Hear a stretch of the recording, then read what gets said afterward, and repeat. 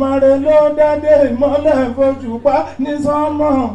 Àwọn màjẹ̀dá ṣì aláìgbọ́ ọ̀kan. Ó tán náà yẹn àwọn àfàlà ni. Mo mọ̀ pé a ti dábọ́dé okun. Ẹ̀yẹ́ máa kọ́ káwa máa gbà. Ẹni aláìmọ̀kan, ẹni agbọ́n, ọ̀pọ̀lọ́ yín tó sọ pé wọ́n fẹ́ tẹ̀mí abẹ́lẹ́yìn. Wọ́n tàn yín ẹ̀ ń ta abẹ́là. Ìrẹ̀lúwé yọ̀ lókèrè kí mọ́tò yà sọ́nà kan. Ẹ̀rù tí rẹ̀lúwé bá ń fìdí kó bí mọ́tò bá dán kó wá tẹ́sí ní. Ẹni fojú àná gbòkú ẹ bọ̀rá olúwa àdàbà ò lè pè tómi aṣẹ́ sọ̀gbùnùgbùn bí àgùnrín bá pọ̀ ọjọ́ òkú ẹ̀ ayé ni. Bí ikọ́ ṣubú ẹ̀rà mi òun lọ́kàrún lọ́kàn lọ́jọ́ gbogbo kíní ọ̀hún dúró gbọ́yìn àràbà láti fẹ́ gbòmúlẹ̀ ó ti bọ́ lọ́wọ́ afẹ́fẹ́ a kì í gbọ́kú Olódùmarè ọba ògo gbogbo wa lómi apá ẹ̀yìn ara mi o pẹ̀lú àwọn majority tí wọ́n ń fẹ́ tí wọ́n á òwe. Náà ẹ jọ ẹ bá ń gbọ́ lọ́n tóbi dáadáa. Bẹ́ẹ̀ bá lè ṣe léyìí ajá sí wípé jọ bàbá yín nù gbogbo àwọn tá a jókòó yìí ọ̀pọ̀lọpọ̀ àfáà ní bàbá wa tí bàbá wa ṣe àwa náà jókòó tì iṣẹ́ bàbá yín lẹ́yìn náà jókòó tì o lágbára Ọlọ́run kò ní dórí tí yín náà parẹ́. Àmín. Gbogbo ń tá a bá ṣe mílíọ̀nù Ọlọ́run mú ládàá rẹ̀ bá bàbá. Àmín. Tó àwa débi tá a lọ ọ̀la ẹ̀mí ilẹ̀ padà bí tá a lọ ládé yìí bí tá a lọ gàgà ládé yìí a gba owó torí orí afẹ́fẹ́ àwọn èèyàn kọ́mẹ́ǹtì gan o ọlọ́mọ gbogbo jọ bí owó tá a fẹ́ gbà ń sìn owó 38 years àyàn aṣẹ́wó ẹ máa bọ̀ lẹ́gbẹ̀ẹ́ báyìí ẹ̀yìn sáà dúró bá àwọn èèyàn lè jẹ́ ẹ dúró sẹ́gbẹ̀ẹ́ ẹ má lọ jìnnà ní alájídé mọ́ lọ́lọ́ táwa bí tó Haruna Ishola láti Muslim gbogbo jẹ́ tí ń ná látẹ̀kan ní náfìlà ni ó wá ku ọ̀ranyàn látọ̀ ẹ̀dùn látọwọ́ yín èló lẹ́fẹ́ gbé kalẹ̀ báyìí gbàm bàbá alíbà kílápá àwà lẹ́nu iṣẹ́ wọ́n á pè yín padà bàbá Haruna Ishola èló lẹ́fẹ́ gbé kalẹ̀ lówó ìjókòó tèmi gbàm 38 years ẹ lọ gbàṣẹ èló ni gbogbo ẹ̀yàn ọmọ fẹ́ gbé kalẹ̀ lónìí Èkó làwa ti wá Ìjẹ̀bú lẹ́yìn wá a máa ń dá abábó délé wọ́n á retí kí la fẹ́ mú bọ̀ báyà bá sì tọ́jú ọmọ yín dáadáa ẹ̀yin náà lẹ́ẹ̀lẹ́ gbọ́ ọmọ.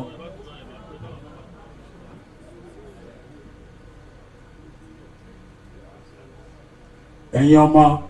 25,000 ẹ̀yin àfa wàláì ajé kò gbà wàláì ajé kò gbà wàláì kò gbà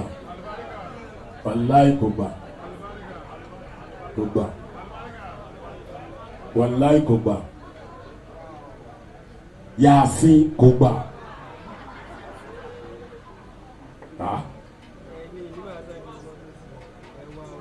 gbogbo tẹ́ sọ yóò bá bẹ́ẹ̀ wá látọjà èlórí 50,000 la máa gbà lọ́wọ́ yẹn èèyàn ọmọ 50,000 Alájà Abdulrasheed Ayinde Mèrègè láti Ìbàdàn ní wọlé bọ̀ yìí ògo ayé èyí sọ̀kò Ìbàdàn nìkan gbogbo ayé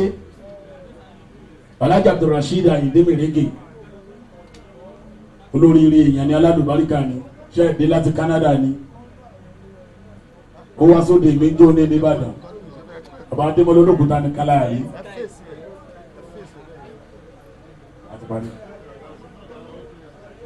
nínú gbogbo olórin tí máa ń pààyàn lé dáadáa ní Rasheed Ayinde wa àwọn náà ti wá fà ó gbogbo bí tá a bá ti pàdé ẹ̀ láyé ẹni àpọ́nlé níwájú wa ó máa wọlé bọ̀ ògo gbogbo ayé wọn lógo Ìbàdàn wọn ní ọ̀rọ̀ tí ò kàn nù alógo ayé ó ti lé láàdọ́ta ọdún going to 60 ó dẹ̀ rí jẹ́jẹ́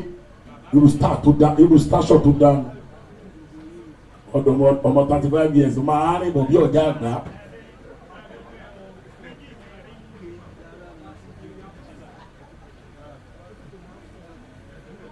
ẹ jẹ́ ká máa wọlé bọ̀ Alhaji Abdulrasheed Ayinde Meremi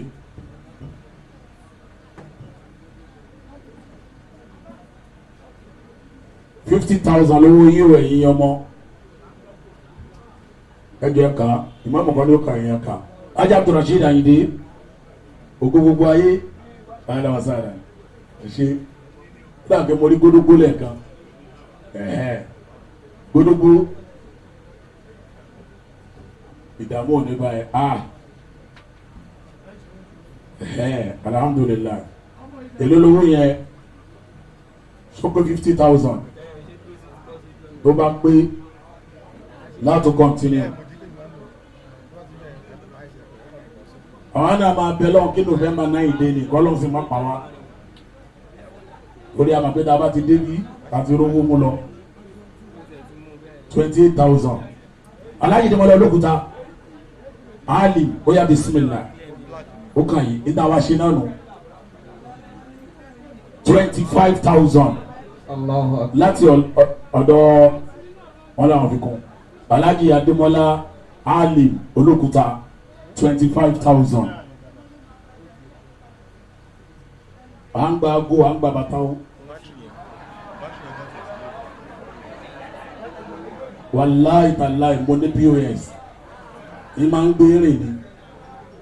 ẹ̀ máa pàdé rẹ̀ lóde wa máa lóòní o ní cash ní fún POS ní tẹ́sí ayé ti advance gbogbo yìí ń lọ ló bá fẹ́ mójútó yà mójútó dáadáa. Alhaji wa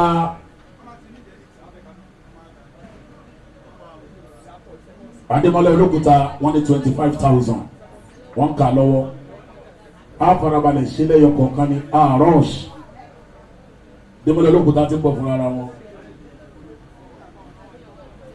àdúpẹ́ fọlọ́ ìgbà wa ṣe náà rè ẹ dápẹ́ fún wọn láàyè. Alhaji Bọ́lá rẹ̀ ẹkú kalẹ̀ à ń bọ̀ wá bá yín o Alhaji wa Adémọ́lá olókùúta ẹ̀ ní má padà sí aburú Adémọ́lá olókùúta 25,000 ànáwá níjẹ̀bú-Ìgbò ni àdúpẹ́. Alhaji wa Abdulgani Babatunde òyìnbó onímọ́tò ẹ má bọ̀ nígbà torí ẹ̀ wá náà nù ẹ̀fún alówó táyà mẹ́rin ó ti parí tuntun ni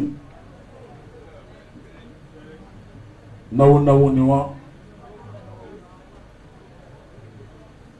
àwọn ògo wa níjẹ̀bú-Ìgbò nù àwọn náà ti débẹ̀ pẹ̀lú owó ńlá bákan náà bí wá gbọ́ba níyì ẹ má bọ̀ bí wá gbọ́ba níyì sàmánsàm gúdù àdúpẹ́ fọlọ́ Ọlọ́run tó ní ká wáyé lásìkò yìí àsìkò àjọ kò sáàfà gidi láyé máa lọ sọ́run ẹni bá ti ní òsáàfà gidi láyé má tètè máa lọ ọrùn dákun torí Ọlọ́run tọ́ba bàbá Haruna Ishola fẹjọ́ máa ṣe lọ́hùn àwọn tá ń bẹ láyé náà rè Ọlọ́run jọ fi wá ti ra wa ní ẹni kò sí ní lọ bẹ́ẹ̀ nìkan ẹni ojú bá ń kán ni kó máa lọ ẹni ojú bá ń kán alhamdulillah wọ́n tún pè yín lọ́nà wọ́n fún yín lówó tó wá kó ogun ẹ̀ kalẹ̀ ìyẹn jẹ́ lílé yìí o gbogbo ẹ̀ la rí ló máa jáde nínú fídíò Démọ́lá olókùúta pé yín ó sì kówó fún yín ẹ sì déwájú ẹ sì tún dá méjì tó Ọlọ́run foríjì àwọn òkú yín. Alhaji wa Muhammadu Awwal ọ̀tún kí wa gbọ́ba níyì bàbá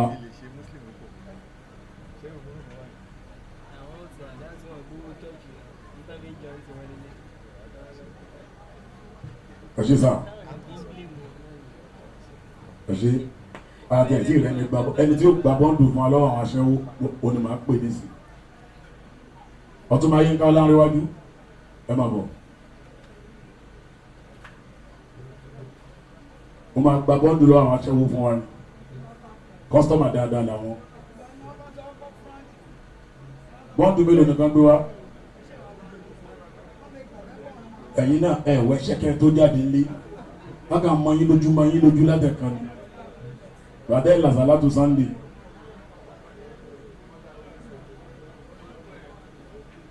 sorry jàre elórí 20,000 naira bá wọn ní ẹ̀mẹ́ ìlọ wọ́n pè yín o ọ̀túnba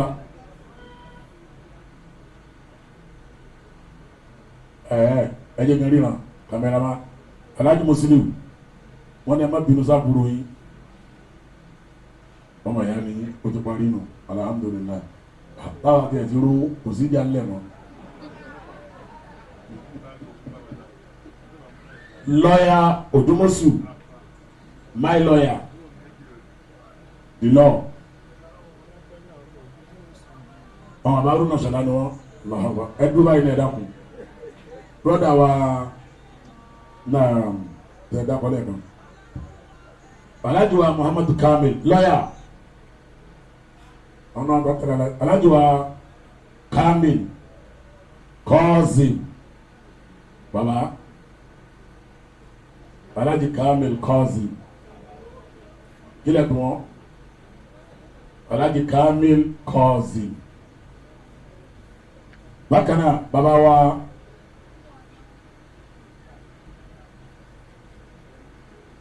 Alhaji Kamil Cousin wọ́n ti débẹ̀ mo ń bọ̀ ẹgbẹ́ tí ìyá bọ́lá rẹ̀ tí wọ́n bàbá wa Alhaji Haruna Ishola ẹ wò mí bàbá wa Alhaji wa Abdulgani olórí ẹbí no Alhaji wa home base bóyá ìwé lẹ́fẹ́ fún wa àwọn bàbá wa wà mí o àwọn ni wọ́n ní hòtẹ́ẹ̀lì yìí dáa omi bẹ́ẹ̀ gbóná dáadáa àwọn staff yìí dẹ̀ ṣe dáadáa wàláì ṣe dáadáa tó Alhaji Haruna Ishola bàbá wa tó wà ń bí dọ́bùṣì bàbá lọ́jà kò ti yá o bàbá tó wà lẹ́gbẹ̀ẹ́ wọn. Dangote Alhaji wa Shuaib Dangote Dangote wa bí bàbá ń kawó lọ́wọ́ ọlọ́mọdé dáwọ́ dúró bàbá dáwọ́ dúró bàbá padà dáwọ́ dúró náà ni 20,000 naira kò ní bàjẹ́ fún yín Alhaji Dangote ẹ ṣe báwọn náà ṣe Dangote kan ti bẹ́ẹ̀ ra gbogbo lẹ́bí ìtàn ìlórí 10,000 naira ẹ̀ ní máa padà sí àbújá ló tó kù up road Odus up road àwọn ọ̀gá ìbílẹ̀ inú ẹ máa bọ̀ àwọn tí ìbílẹ̀ inú ẹ máa bọ̀ ìbílẹ̀ ilé Ìjẹ̀bú-Òde ọmọ wa dáadáa ni ọ̀gá yín lébélé bàbá yín ni bàbá ẹ̀ mo yẹ gbọ́ nǹkan mi ìdúró ní Haruna Ishola lọ ẹ máa gbọ́ Kùránì lẹ́kọ̀ọ̀kan ọlọ́run bá lùbáríkà tó màmá wa ìyá wa ta ló tún kú tá a ti dàrú ṣé ìyá Bọ́lá rẹ̀ èmi ó ń kí ẹ̀ bá mi náà lórúkọ gbogbo ọjà tó wà ní Akilẹ̀ Ìjẹ̀bú 10,000 naira oníbàjẹ́ fún yín délé òdúlé mi ìfẹ́ dá láàmú ẹ̀fílẹ̀ nòtẹ́mí àti ẹyẹ ra ẹ̀fílẹ̀ yà Bọ́lá rẹ̀ Macaulay Mr. Macaulay ọmọ sẹ́yìn mùsùlùmí yà Bọ́lá rẹ̀ lórí 20,000 ọdún mẹ́sàn-án máa lò lọ́dọ̀ yín tí o fi kọ́ sí àpàlà tó mi ìbẹ́ dà yín láàmú ní president Tampa 10,000 naira. Bàbá wa Alhaj Abdulwahid Ògúntádé ní máa padà sí aburú ìmúlẹ̀ babalájí tó bàbá ìwé ó yẹ máa wọ̀ tó bá ti mọ̀ pé ó kàn ọ́ tó bá ti mọ̀ pé ó kàn ọ́ kí n má wulẹ̀ dára mi láàmú máa bọ̀ ọmọ YK lọ́hàkùn ọmọ YK tó bá ti mọ̀ pé ó kàn ọ́ bísímìlà báwùkàs àbí báwùkàs tó mo jẹ́ ambassador fún 5,000 naira ewé ìwónú àwọn ewé ti yálòdì ni àbí ti ewé bòtú jẹ ọmọ YK bàbá ìjọ óyá ẹ máa bọ̀ bàbá ìjọ ẹ máa bọ̀ níwájú ọmọ ọjọ́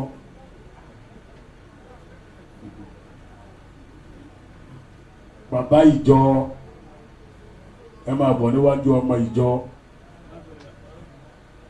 mama oglon bàbá ogo gbogbo ayé Alhaji Abdulrasheed Ayinde Merege 25,000 naira. Allahu Akbar. Alálùbáríkà yìí ẹ sọpọ́tì báwùká màmí ẹ ṣe wọn jọ mà bàbá àjọ àwọn ọmọ ọjọ́ dáadáa mẹ́wàá ni ebi jẹ́ ìta ní Sunday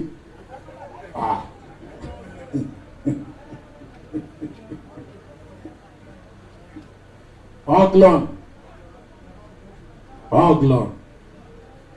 lórúkọ gbogbo band elémele alápàlà òsèkèrè elégbè àtẹ̀ntì àṣìmọ́ló tí máa mówó tí ń kawó pé lẹ́yìn alájì 10,000 naira. Alájà Kọ́lá Hamza Alájà Basira Soyan ọmọ bá gòkè óyá tó bá ti kàn án Ifá ń kọ́lé Ifá máa ń kọ́lé bíkìlà ní òkè ìbálẹ́jẹ́ Ifá máa geography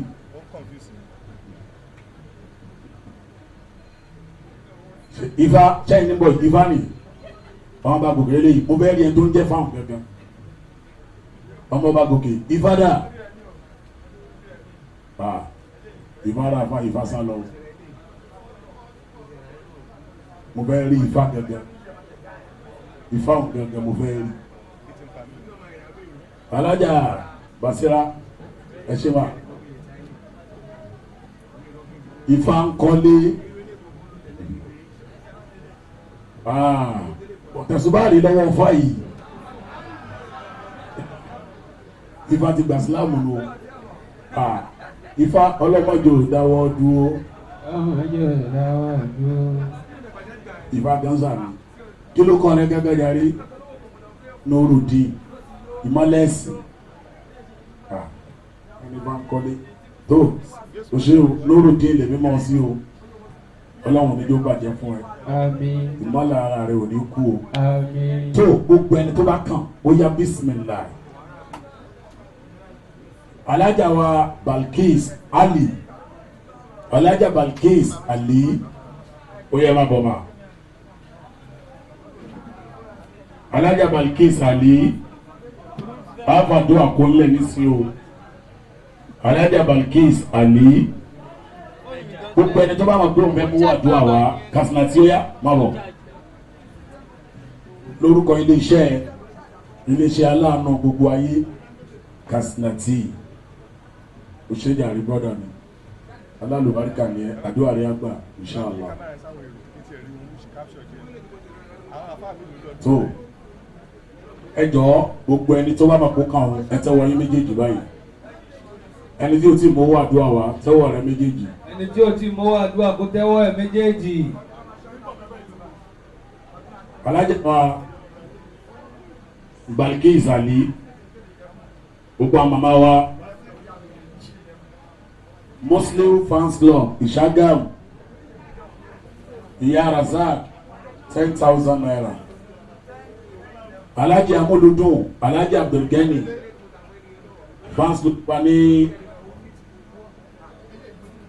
Alájì Bisbahudeen Agbọ̀nà fans club ti Ìbàdàn. Alhaji Shitu ọmọ Ìjàdù Bello ọmọ Ìjàdù Ọlá àbúrò Haruna Ishola Ṣíkú Ọlọ́run níjó bàjẹ́ màmá kan náà ló mélé yìí wá Olúwa tẹ́wọ̀n rẹ méjèèjì bá tẹ́wọ̀n rẹ méjèèjì Olúwa